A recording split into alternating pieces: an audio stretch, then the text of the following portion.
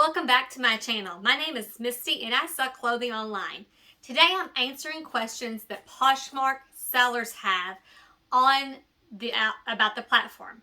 There also may be some eBay and Mercari questions thrown in there as well. This is a part of a series that I'm doing, so be sure to check out all the other videos in the links below. Now let's get started.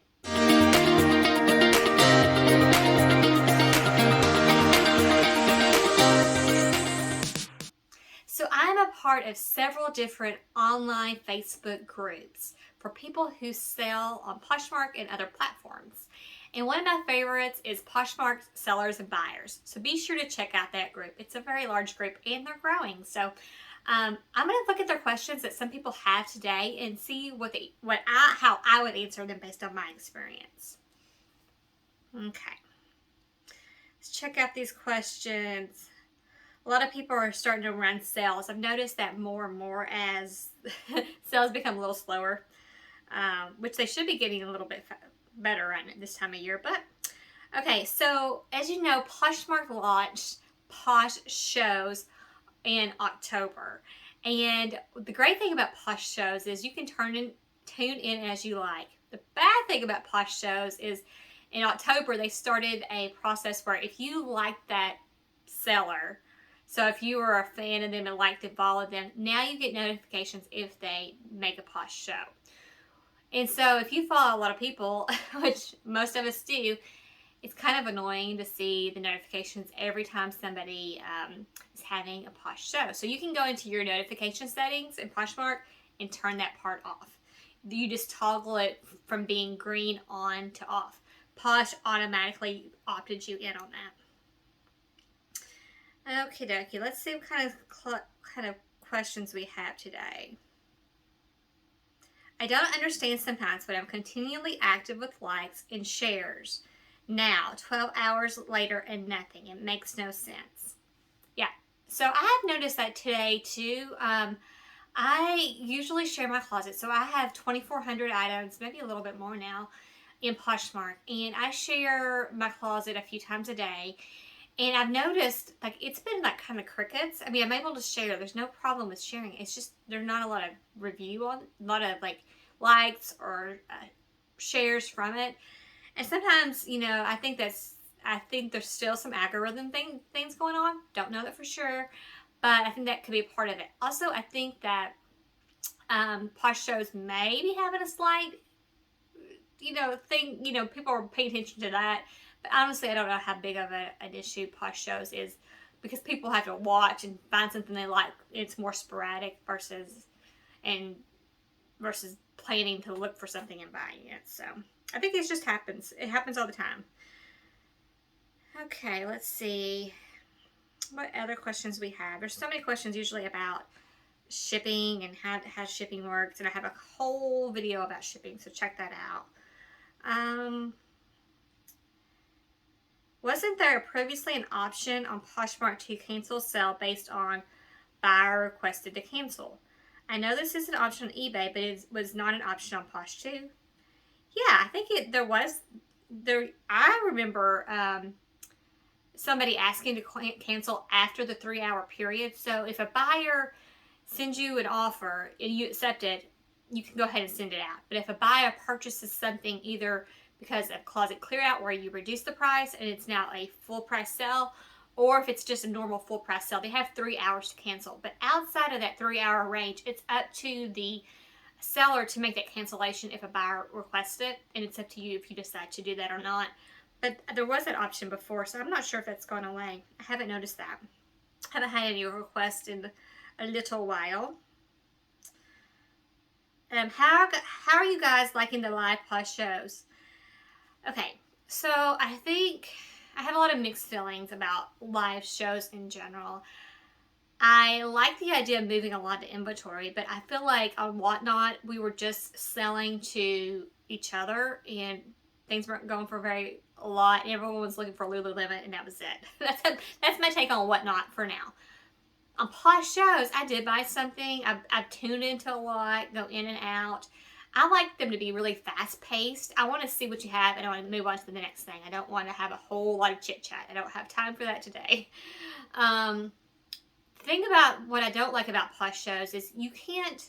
So if you can't click on the item. So in Posh shows they have an area where it shows all the 50 items they're going to have for sale today, and you can click on it. You can see it like a little photo, but you can't get more information. So a Posh show seller was doing a live the other day. She had a pair of shoes, and she showed that it had a flaw. It was like scuffed at the top. Okay, so that's fine. I can handle that for the shoe I was buying. It was a pair of Fendi shoes. However, she didn't mention that they had like big chunks taken out of the side and on the front until I went the next morning. And this was like 6 o'clock at night. So the next morning, I sent her a note saying, hey, I would like to cancel because it wasn't mentioned that this item has like chunks taken out of the shoe. They're like wedges, they're cork. And she said I'd already sent them by then. So I don't know if she was on the East Coast or on the West Coast, not on the East Coast, and it was early and she went ahead and sent it. I mean, it didn't start tracking for another day. That's neither here nor there. But I don't like that you can't like see all the photos. I don't like that they may not mention all the stuff to them. And I don't even know if it's returnable. Now this shipped to my post office box and they had no record of getting it. I have been there, well, my husband's been there like 3 times for them to search for it. It's lost. I may not even get the shoes at all, but that's what I think they can improve about it. And I don't like the notification thing either. What's one thing that you picked up and regretted? So many things. When I was first starting out reselling, I didn't do the smart thing, which would have been to just shop from my own closet. But I went to a consignment store and bought a bunch of stuff because it's all on sale. And I got so much, like, literally, I don't know. I have no idea why I bought it because it's not a good brand. It was not a good style. It was just cheap. And that's anything I regret is because it was cheap. Now, I do have some stuff that I bought from a high-end consignment store. And I did pay a little bit more that had just sat. Like, they had a 75% off sale, and I was paying maybe like $4 to $8. And I cannot get any of that stuff to sell. So that's kind of a bummer. Okay. So this one has, she has Be on the Lookout brand. So that's a term, BOLO, B-O-L-O, Be on the Lookout.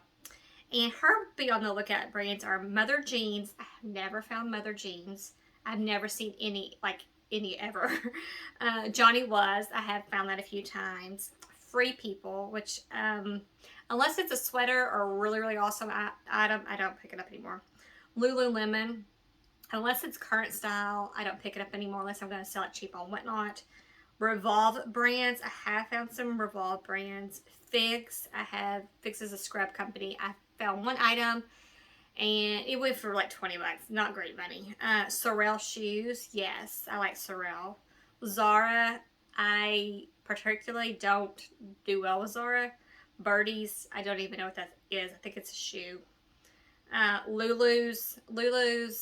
I have like maybe one thing listed on Lulu's right now, and it's I just listed it. So it was a 1X. It was a dress, like a cocktail dress, more like a bodycon dress. And so I think that would be okay for the holidays. But Anthropologie brands. I'm very careful about Anthropologie brands, even though it retails for a lot. I can't hardly get them to sell. Teaks. I have never found Teaks. I take that back. I found one shoe, not both of the shoes, but one shoe at the Goodwill outlet once, and I had to throw it back because I couldn't find the other one. Nike. Yeah, I like Nike. I think Nike's a good solid brand, and people know it, and they know their size, and it's fun. Abercrombie and Fitch. Okay, so I will buy it if it's like 90% off at Plato's Closet. Other than that, I do not pick it up. A question Question fellow sellers and even to buyers. As a seller, from time to time, I come across counterfeit products that I purchased wholesaling. Okay.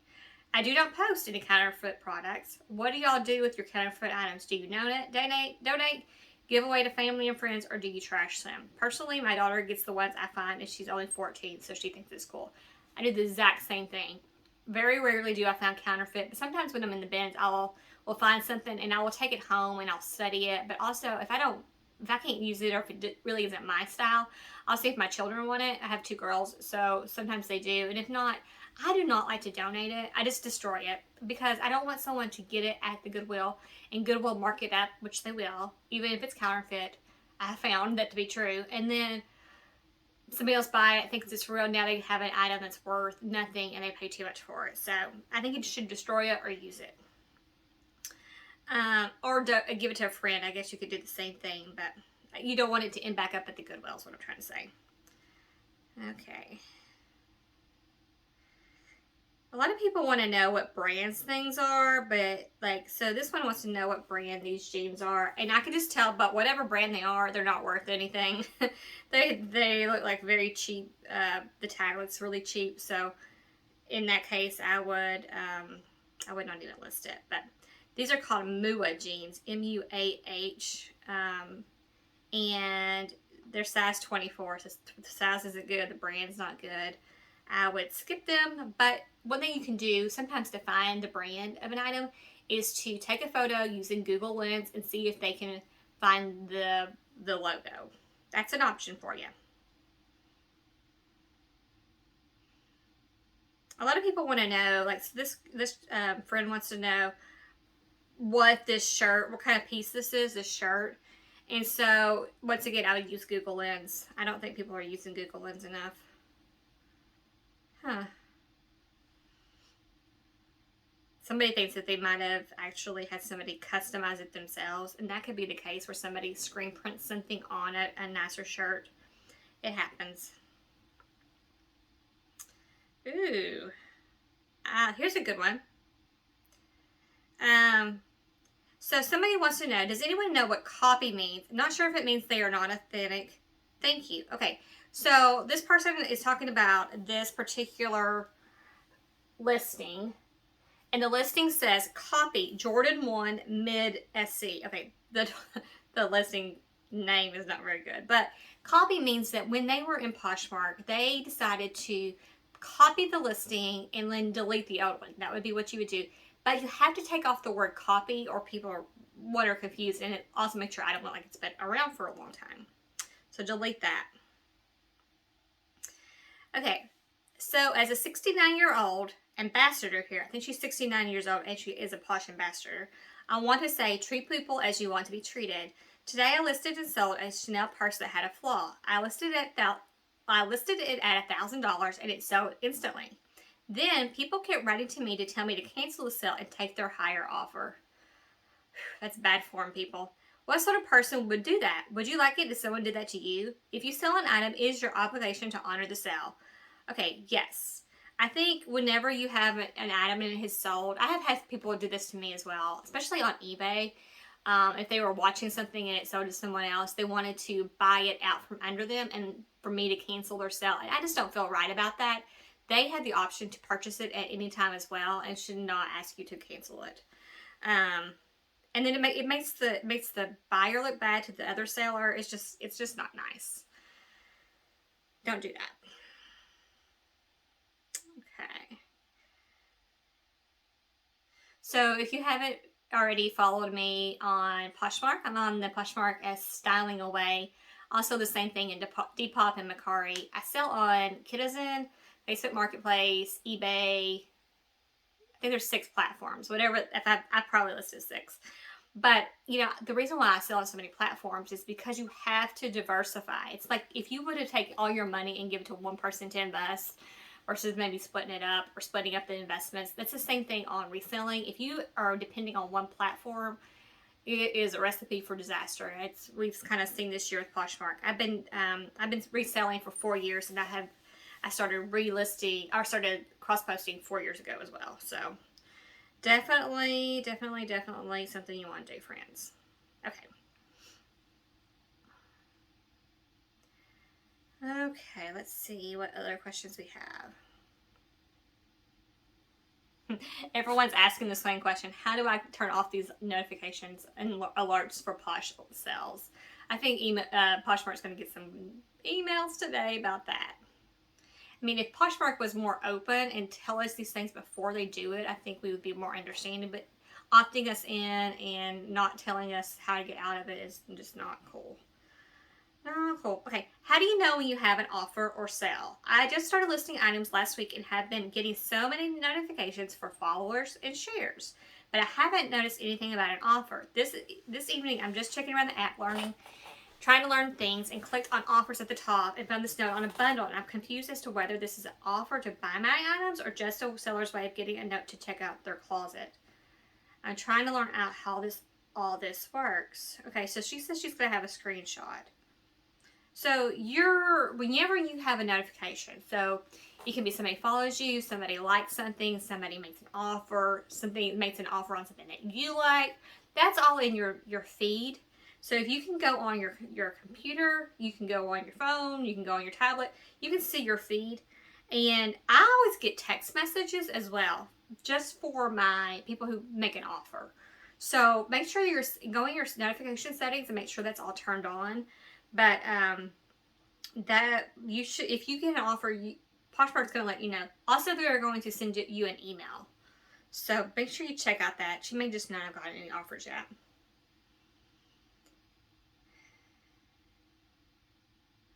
One question that I see a lot, and I don't see it today, is how do you do vacation mode? And so Poshmark gives you 7 days to put your item in the mail.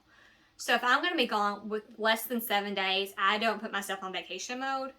But throughout the whole rest of the year, I make sure I ship same or next day so I have good ratings. And so, but if I'm going to be gone or I'm going to be out of the country, sometimes I will put myself on vacation mode for the time periods that I can. So, for instance, I went on a cruise and I was gone for like 9 days. So the first like 3 days, I put myself totally on vacation mode.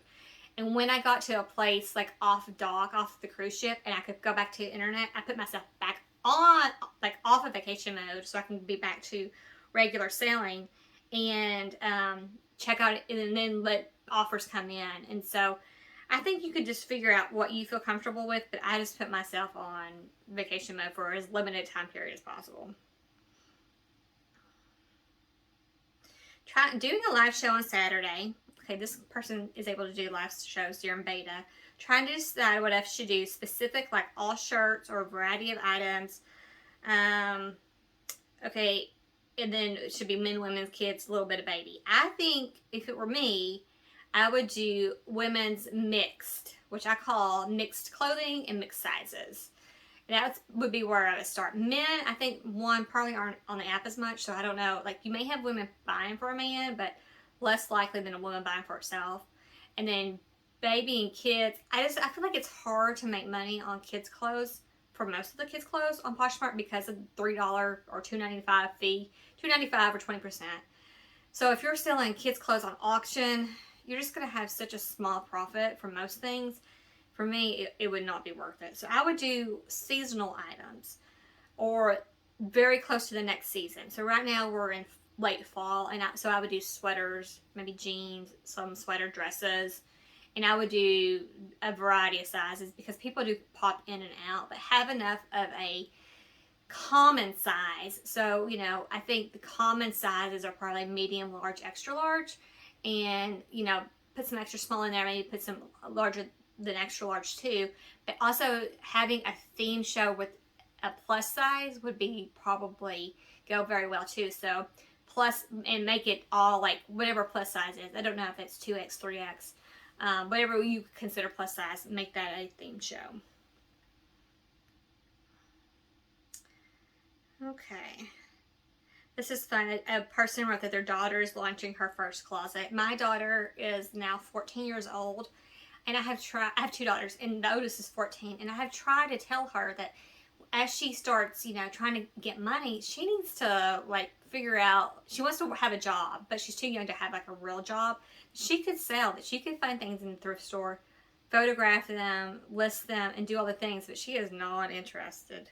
Now my youngest daughter, she helps me. She's 10. She helps me take photos. She helps me measure. She helps bag. She does all the stuff. And I pay her. I pay her 25 cents per piece, guys, if you want to know what's going for. So somebody's asking about Poshmark Sidekick, and I am not familiar with that.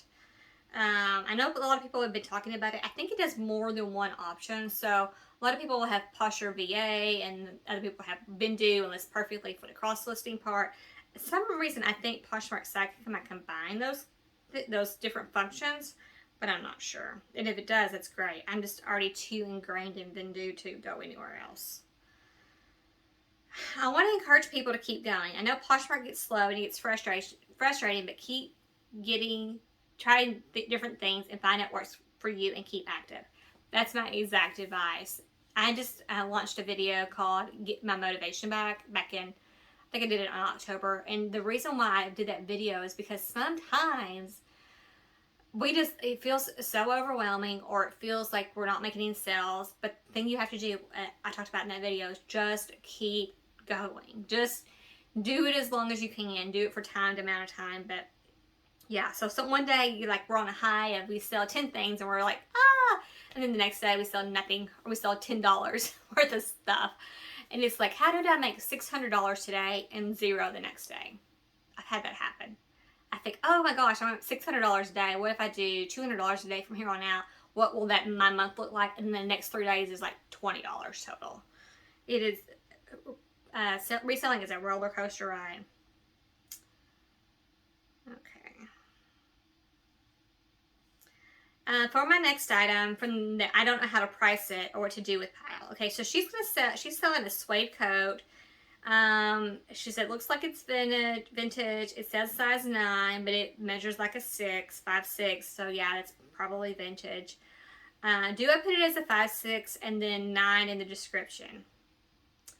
Yeah. Where do I even start with pricing? Okay. So vintage, I think, is harder to price. I feel like for me, because there are fewer comps out there, but you just got to make a good educated choice. So look at Poshmark, but like I said, Poshmark's not where I would base my comps on. I would look at eBay, and you can look at Mercari too, but eBay has the depth of sold items, but she's going to have a hard time finding this vintage suede coat. So, I mean, I'm not even going to talk about the style of the coat. It's not my style, but, I mean, what is the value of this? I think the value of this is probably like $30, just from my looking at it. Vintage, it's not the best looking coat. But I would do, so this is a vintage tan suede 3/4 sleeve top coat. Yeah, I mean, I would check out eBay. That's the first thing I would do. But I would also probably list the sizing as vintage size 9 / modern size 5. That's how I would list it in my listing. And I would make that very clear in the description that this is a size 9. See the measurements below, but it measures like a size small. And I think most people who buy vintage understand that. But you want to put it out several places and make it very clear.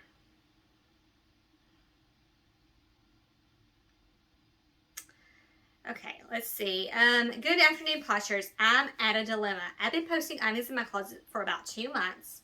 So she's a newer Posher.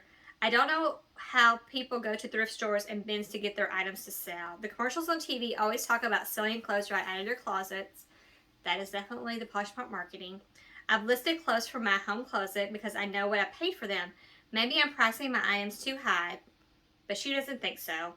I'm looking for constructive criticism on what I can do or what I need to do to sell my items. Do you think I'm pricing too high or too low? I actually saw this question yesterday, and I went to her closet, and yeah, she definitely has some brands that are not desirable, and they are very expensive. So, and also I noticed on her listings, it was like pretty coat. So you know how when you do your listings, you need to be descriptive. You need to use all those characters, and so you need to put brand name, style, material, size, color, all those things in there, and any keywords. And photographing, yeah, so her photography wasn't great. It was like a white sheet that was all rumpled up. So the lighting wasn't good. So I think there's a lot of things going on with this issue here. Yeah. So she had title issue. I'm just looking through. There was 90 people that responded to her too. And these people are just kind of giving her, yeah, people are talking about title. They're talking about prices being too high. Try to remove the word nice. Yeah. I was shopping on someone's closet one day, and I just logged off of it, because if I can't tell what you're asking, what you're selling from your title, then I'm not going to spend my time clicking through it. So it was like, beautiful dress. That was it. And I'm like, it was full of that. I cannot shop your closet. It is hard on my head. Okay. I recently noticed when someone shared some of my items, they shared to Twitter.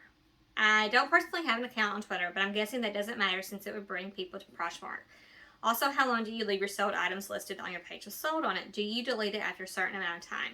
So there's two questions here. So first, someone shares something on Twitter. I think that's completely useless. I don't know anybody who would do that. They share to their own Twitter. So, and she asked about sold items. So once an item is sold in Poshmark, you cannot delete that listing. It's going to be there forever and ever. Amen. So that's how you see sold comps if you go on Poshmark. So if you have a sold listing, it's going to stay there. That's all there is to it.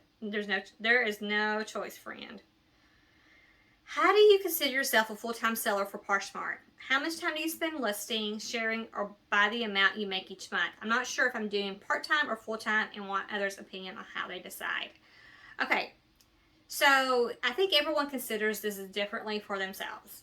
So when I was working a full-time job and I was working Poshmark, I considered it my part-time job because I wasn't spending that many hours and my pay was, lower than what my part-time job would be, but I would be part-time. It's part-time money, it's part-time hours. Now that I am working Poshmark full-time, I would say, now that I'm not working outside the home, I should say, I spend probably about 6 hours on Poshmark and eBay, and maybe even more sometimes, some days. So I'm working more full-time hours, but I'm not making the full-time money I made at my normal job. I have a background in marketing and I have a master's in business, and I've been working a long time. So I made a lot more money when I was out and about in the real world, in the corporate world, I should say, than I am here. So if I was going to look at my money to money, being outside the home and versus being an online reseller, I'm definitely making more money outside of here. But I chose to work here so I could take care of family obligations and all that kind of good stuff. So but it has become for me, full-time. I'm just getting paid less. So that's up to you here. Oh, speaking of, I just shared this video on this page. So get your motivation back. Be sure to check that one out. It's a really good video. I think we all need a little pep talk every now and then. Okay. I'm going to try to find one more good question, and then I'm going to pop off of here. So let's talk about procrastination. That's a good segue into that motivation video. Okay, here's the last question. How many love notes have you received on Poshmark? When buying from a closet, do you check to see if the seller has love notes? Okay, so Poshmark love notes. Let's understand what that really is. So whenever a person buys something from someone else, so if you bought something from someone and you're going into the part where you rate them, so you're giving them a 1 to 5 star rating, there's an area where you can then say, you can write a little note to them. And some people use this as an area to complain. Some people use this as an area to say, thank you so much, it came really quickly, or thank you so much, my daughter liked this, I've had all this type of love notes. And I have no idea how many I have, and frankly, I just don't care. I just want people to rate it well, and they can leave a love note or not leave a love note, but that's what a love note is. Now, do people look at them for other sellers? Sometimes I do. Not usually. Sometimes I look at them when somebody sends me an offer. I like to know what they're selling and who they are, and especially if they're selling me a low offer, then I'm like, oh goodness, who's this friend today being a bit of a joker? But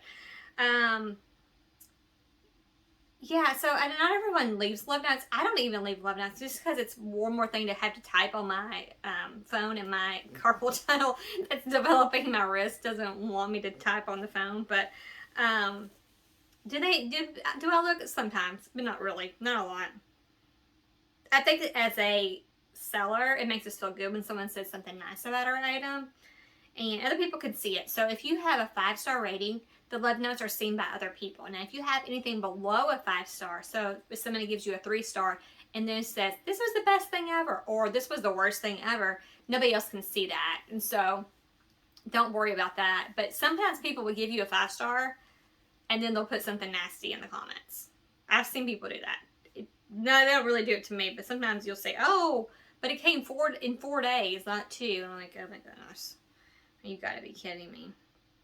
Okay, so that's what I have today on questions people ask online that they didn't ask me, but I'm going to answer anyways. Hope you enjoyed this session and look forward to seeing the new ones. Check out the previous Poshmark question and session that I've done. I have also a lot of videos on ThredUp and thrift shopping and Goodwill shopping and consignment store shopping. I have all those type of videos. I have some reseller tips videos and just a lot of things to kind of help you make more money in your online reselling journey. So thank you so much. Be sure to like this video and comment below any questions you have about Poshmark. Bye.